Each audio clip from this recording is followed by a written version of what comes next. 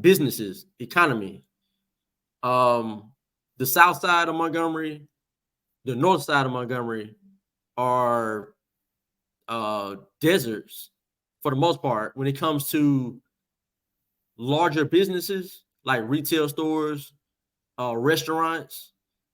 You know, what are some things that as mayor you could do to change the trajectory of those areas business wise? It goes back to crime. See, we want to shift and push it. I was having a conversation with someone that's influential on bringing businesses to Montgomery. And I brought that up. I said, well, you had some influential people on the west side of Montgomery was saying that, well, they want to have a restaurant to where they want to go and sit down. We would like an upscale restaurant to where we don't have to drive all the way across town to go and get something to eat. We want something like that over here. We deserve better grocery stores over here. So when I asked the question, the person went back to, well, what's the main problem with West Montgomery or North Montgomery? He said it goes back to crime. It's hard to sell a business to come into an area that's crime ridden because you scare them off because of profit. Anytime you open up a business, the objective is to make money and, to me, expand.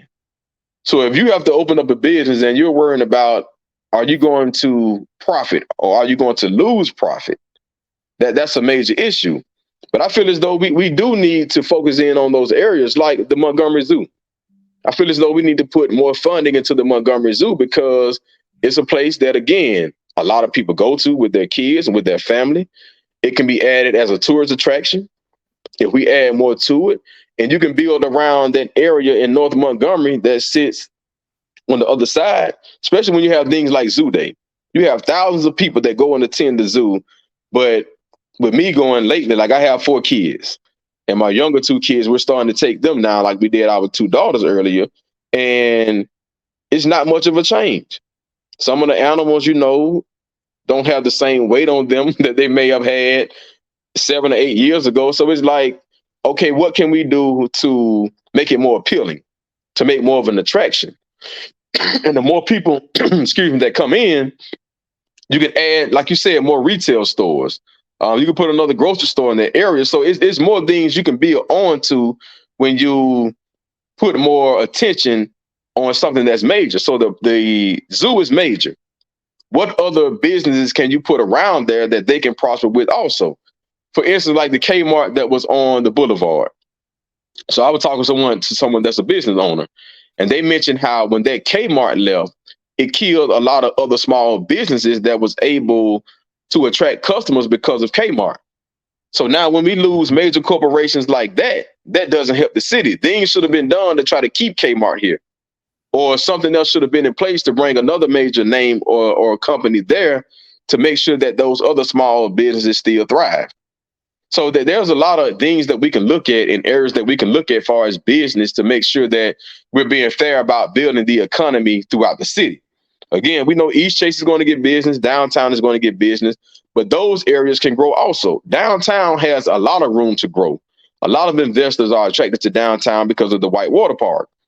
Many people have their opinions about it, but it's here. We must deal with it. We must make it the best water park that we can, and we must try to make it stand out as one of the best in the nation.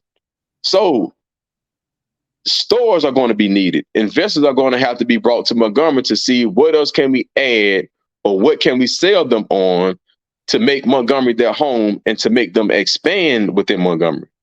So I think my people don't hear me talk about business as much because I put crime at the forefront, but I do have a business plan. I do have someone that their background is economic development that's giving me ideas and helping me with my platform. But again, I've learned from last time, when you don't have as much money as other candidates, you can throw your ideas out. And because they may have money for the commercials and a larger audience that they reach, you have to be careful about how much of your plan you put out. So I went to a forum that wasn't really a legit forum from what I was told because all candidates hadn't qualified. And I was throwing out some ideas, and later on, I saw where some of those people were using some of the things from my platform. So it's not that I don't have a plan for a business. Someone mentioned that earlier today. All I talk about is crime, crime, crime.